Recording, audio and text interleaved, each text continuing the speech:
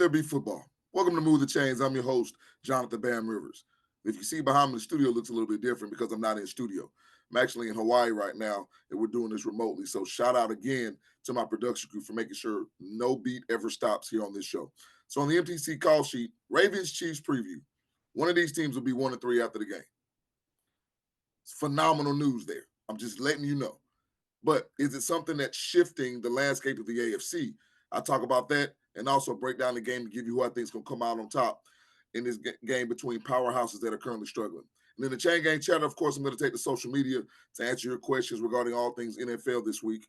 And in my nonsense narrative, people think that NFL teams are the same week to week, and they hold it against them when it comes to the narratives that they create. And I'm going to tell you why teams are never the same week to week and how they deal with it.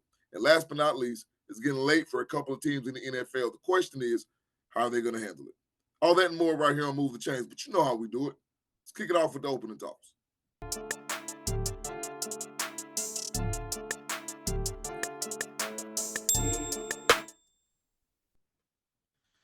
So if you were to ask me going into the season, I've already told you how I feel about strength of schedule in the NFL because you don't know what the strength of schedule is going to look like before games are played.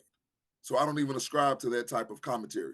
But if you were to tell me, hey, the Ravens and the Chiefs, when they meet, will be 1-2, the loser will be 1-3, I probably wouldn't have believed you. Although I know that in the NFL, there are really no surprises because the margin of error and the talent disparity in the NFL is not what it is in college. Let me take a look at Baltimore first. The Ravens, by a lot of people's estimation, are the most talented team in the NFL. I'm not going to deny that. The problem with the Ravens is sometimes their talent doesn't always equate to the production on the field. And it's not as if they're lacking a lot. And when I look at this, I thought about to myself, well, let's dig into why the Ravens are 1-2 and why the Chiefs are 1-2. But with the Ravens, as you can see, they're 14th in passing yards per game and 12th in the rush game. Now, the Ravens are typically going to be middle of the pack passing, even though Lamar Jackson's dynamic, even though they have Zay Flowers, even though they have Mark Andrews and a multitude of weapons, even though Isaiah Likely's out. They're usually good in the passing game, but they're not designed to be great in the passing game. They're designed to be big play and efficient. 12th in the rushing game may say, hey, there's an issue as well, but not necessarily because we know the Ravens are very physical. 7th and third down, which is not terrible, but let's get to the red zone because this is when the Ravens have struggled this year. 55% efficiency in the red zone. I don't care how talented you are. That's not going to get it done. Now, if you combine that with the Ravens also being in the predicament that they have leads a lot of the times in ball games and they can't close it out. So we ask ourselves, well, why can't they close it out? And I think if you look at that red zone efficiency, that might tell a lot of the story because I don't think people realize in a game, you may be up 10 points in the middle of the third quarter and you get into the red zone. And rather than scoring another touchdown, you kick a field goal, or worse than that, you get a penalty on first and goal, and it puts you, outside the 15 or the 16-yard line. And then you end up not just kicking a field goal, but you may end up missing the field goal. So now you don't get any points. Those things matter. Derrick Henry has had some uncharacteristic fumbles thus far this year. In each of the two losses against the Bills and against the Lions. And Baltimore's offense has still been going up and down the field. Here's what you have to look at, though. Baltimore is a team that started 0-2 last year. And if you remember on the show, I said, hey, there are a lot of teams that are 0-2. Some are bad teams. Some are good teams that got off to a bad start. Baltimore was one of those teams. They went off to rattle, I don't know how many wins in a row, and a lot of people thought that they were the best team in the NFL. I can say it's the same thing this year just because it's Baltimore. And I know there are certain teams that I don't give that benefit of the doubt to. Like we talk so much about the Bengals and why they weren't able to start slowly every year, and this year they haven't.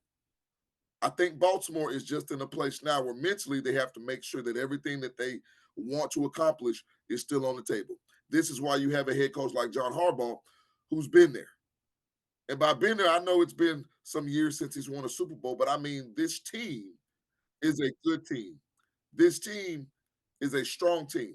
There are concerns to me about the defense of this team because I think about last year, a lot of the reason for that slow start was because Zach Orr was the new DC. Zach Orr was trying to still understand how he wanted to scheme and how he wanted to use his players in order to attack different offenses. And the defense has been what's struggling a little bit for Baltimore this year. Baltimore saving grace in my estimation, even though they're third in the division right now, I believe just behind Cincinnati and also Pittsburgh. They're behind Cincinnati and Pittsburgh. The Bengals don't have Joe Burrow, so even with the complemental weapons they don't have the gunslinger, they don't have the Moxley, they don't have the guy at Joe Burrow at quarterback. Don't know how long Jake Browning will be able to sustain that ship when it comes to the Ravens and holding them off.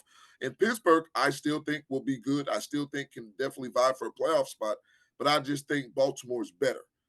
So moving forward, this game for the Ravens, every game is important, but this game for the Ravens means something as well because they're in a situation to where they're behind teams in the AFC North, and that's typically not the situation when it comes to Baltimore.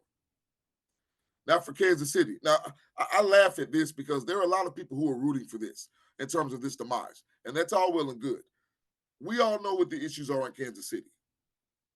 And that's my point. The issue in Kansas City is simply not being whole, right? Kansas City's 15th in passing yards per game. In a lot of people's estimation, that's bad for Patrick Mahomes. His numbers are down and what have you. We understand he's not playing with his top two receivers. But I think the rushing game for Kansas City is going to mean the most moving forward when they get Rashee Rice and Xavier Worthy back, or if they don't have them. Because they're not good in the red zone because they haven't been able to run the football and they don't have their receivers. And Travis Kelce is not playing like he used to, but that's expected. When I look at Kansas City at 1-2, I look at the two games they played, and you know me, I'm not going to sit here and make excuses for any football team, especially a team that's been to 3 straight Super Bowls and has won 3 and been to 6 of the last 7 or what have you. The Chargers look good this year. The Eagles are the Eagles. And those are the 2 losses. But you know why that's not an excuse? Because I'll give you the same rhetoric that I do in college football. Stop telling me about how tough somebody's schedule is because good teams beat good teams. And right now, Kansas City is below a good team because they're not whole. But the question is, Patrick Mahomes, what does Andy Reid have to do offensively? Because, see, Steve Spagnuolo, and defensively, this team has been phenomenal. And I'm telling you, the change that they made a few years ago in the draft and building this team defense first is what was needed. Now, I'm not saying that they could forecast the injuries. I'm not saying that they could understand what was going to transpire. But Kansas City has put themselves in a position to, even though their margin of victory and their margin of error is smaller and not as wide offensively, they give themselves room. So in this game, I just want to know, will Kansas City be able to run the football against Baltimore? Not just because of the being void of the weapons. I'm just talking about from simple gameplay opportunity. Baltimore has been susceptible to the run. Will Kansas City be able to take advantage of that? And if you're Baltimore, will you be able to heat up Patrick Mahomes and make him use outlets in the passing game that aren't necessarily there? This game is going to be tight. I think this game will have a playoff atmosphere from 2 1-2 teams because I'm not going to say they're desperate, but neither one of these 2 teams want to fall 1-3. And Kansas City, they're looking up at everybody in the AFC West, even though they have the same record as the Raiders. This is a game that you will see, like I said, playoff implications, playoff heart, playoff urgency. But these 2 teams play with it anyway. And I think at the end of the day, Kansas City being at home, Kansas City being the Giants last week, may lead to some things, especially if weapons like Thornton are able to come into the fold. Now, I don't know if Xavier Worthy's playing Sunday. We will find out. It's likely a game time decision. But I think the Ravens and the Chiefs are coming out swinging. I just think the Chiefs are coming out on top. All right, when we come back from the break, it'll be questions via social media from Chain Gang Chatter. Back with more Move the Chains right after this.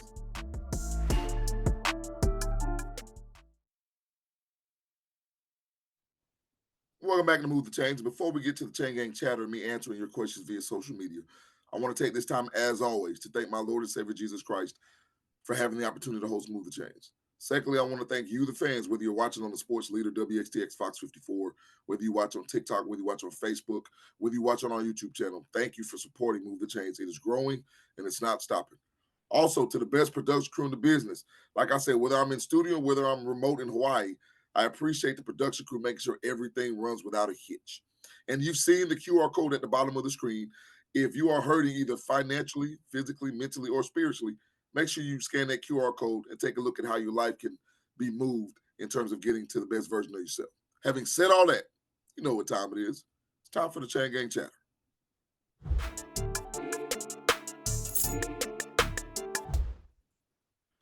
All right, so during this segment, I just take the time to look at what social media has put out there, to look at some of the conversations and rhetoric, and I answer those questions. So my first question is, what's the most intriguing game to you in the NFL this weekend? It's got to be the Eagles going to Tampa Bay. So see, I think both of these teams are overlooked for different reasons. People say there's no way that the Eagles are overlooked. They just won the Super Bowl and they're undefeated this year. But I'm talking about the respect of the Eagles being overlooked as the team that they are, especially with their quarterback. I don't know if it's just people simply want teams to win and win a certain way, but that's kind of what Jalen Hurts and the Eagles are in a box about. Because I guarantee you, people are higher on the Eagles now after them beating the Rams and coming back from, I think, like a 19 or 20-point deficit than they were the first 2 weeks when they weren't throwing the ball at all. And to me, a win is a win. But Tampa Bay is one of the best teams in the NFL that nobody talks about. And when I say nobody, there are a couple of people that do think the Bucks are formidable and formidable. And I even think back to last year when the Bucks beat the Eagles and they beat the Lions, and people just kind of shrugged it, and now people are calling the Bucks scrappy. This is a team with a front seven that's second to none. Now, Tampa Bay themselves are dealing with injuries, and like I always say, styles make fights, right? And so do schemes. And Philadelphia is rolling in off that high off beating the Rams in great fashion, and Tampa Bay has won every game this year in comeback fashion. And that's just because you have a comfortable Baker Mayfield. They've got a running game with Bucky Irving, even though 60% of their offensive line is out. This is a team that's resilient. They know how to win. That's why they have 4 straight division titles under their belt. This is going to be one of the best games of the weekend, and you're looking at a potential number 1 seed in the NFC on the line. Even though it's early, you want to put yourself in the driver's seat because these two teams are not division rivals, and they won't meet again unless it's in the playoffs. So this game, in terms of the number 1 seed, could have huge implications. Right? What's my next question? What unit has underperformed thus far in 2025? And I'll just go Houston's offense. You can easily blame the Texans' offensive line because they haven't been phenomenal, which means CJ Stroud hasn't been phenomenal. Their running game hasn't been activated. And when they went out and got Nick Chubb to go along with Joe Mixon, I said on this show, this is something that's really going to solidify their offense because the offensive line struggles at times. It will take a lot of pressure off CJ Stroud to have to just drop back because guys like Tank Dell are not healthy. I don't know what Houston is right now, but I think I can look at CJ Stroud and he looks like he's just playing with a lack of confidence. He just looks like he's not comfortable. If you watch a quarterback's feet and you watch how they operate in the pocket, if they have happy feet, which means feet that are moving but moving erratically and not smoothly, they're worried about the rush. Your eyes are sometimes looking at the rush instead of being downfield, so you're losing your vision. These are things that make CJ Stroud a very good quarterback, which he still is. He is struggling because the entire offense is struggling, and everybody's a reason for it. So if you're Houston, you have to put things in perspective, figure out how you're going to get it done. And I think D'Amico Ryan is a coach that can do it. But as of right now, the Houston offense has been very underwhelming, and it's one of the biggest reasons why they're winless thus far early on in the season. All right, let's go to my last question. What quarterback injury hurts their team the most? A lot of times, guys, Jaden Daniels is the answer for me when things in the NFL. This quarterback is just such a pivotal part of this team, not just his play on the field, but also his ability to galvanize his team, also his ability to read defenses and get Washington out of a bad set or a bad play. If he sees something on the defense, it just matters. Okay. And when you're talking about Washington trying to do what they did last year, I already told you there may be a small step back, not that they can't make the playoffs, but don't just put NFC championship game and attach it to this team because they're still a team that's trying to develop. They still have a revamped defense through free agency, and they still have a young second-year quarterback. And injuries sometimes delay development. Now, because he's so smart and because he has such high acumen, I don't think it will affect him the way it affects other quarterbacks. But this injury, however nagging it may be, and we don't know how long he'll be out for. We know that Marcus Mariota will be the starter until he comes back, can have huge, huge ramifications on how Washington progresses in their potential playoff run here in 2025. All right, when we get back from the break, teams in the NFL are the same week to week, and they should play like it. That's not true. As a matter of fact, it's nonsense. Back with my favorite segment of the show right after this.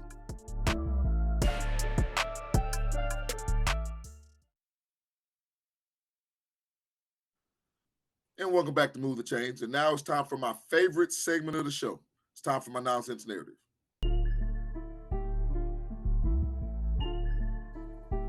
So the next man up mentality does mean something because you can't quit.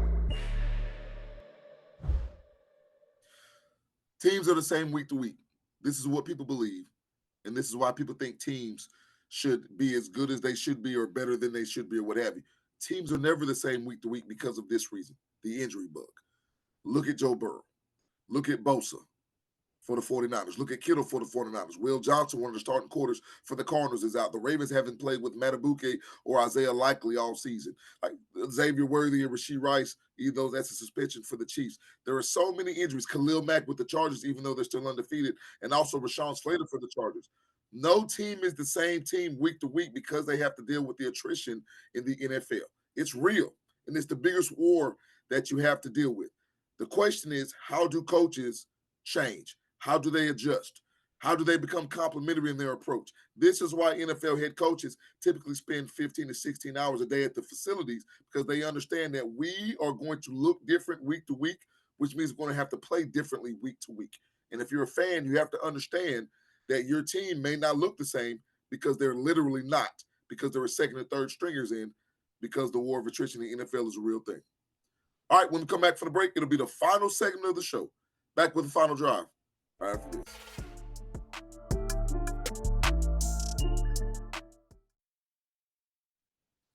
And welcome back to the show. And now it's time for the final segment of the show. It's time for the final drive.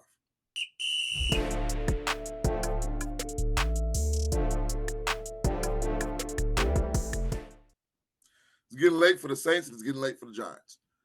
The only difference is the Giants are now in a position after benching Russell Wilson that they want to see their young quarterback. I'll just say this about the Giants. Because the Saints, I think they're in a good position anyway because I think they're going to get rid of a lot of the people they have and get draft picks and try to rebuild. They're in rebuilding mode because of salary cap crap that Sean Payton left them in. But the New York Giants, if Jackson Dart struggles, let it be okay. But make sure he doesn't lose his confidence because that will matter. All right. Don't forget, you can not only catch us right here on the Sports Leader WXTX Fox 54, you can also catch us on YouTube. Make sure you subscribe to the channel right in front of you. It's at move_the_chains. Make sure you like, leave a comment, subscribe, hit that notification bell so you know when we post more videos because we're all here for it. Hey, another banger remote from Hawaii for the best production crew in the business. I'm your boy, Jonathan Bam Rivers. Always remember, build every day of your life brick by brick. And scan the QR code if you're ready to move the chains in your life and go to the next level. And as always, right here on Move the Chains, until next time, God bless.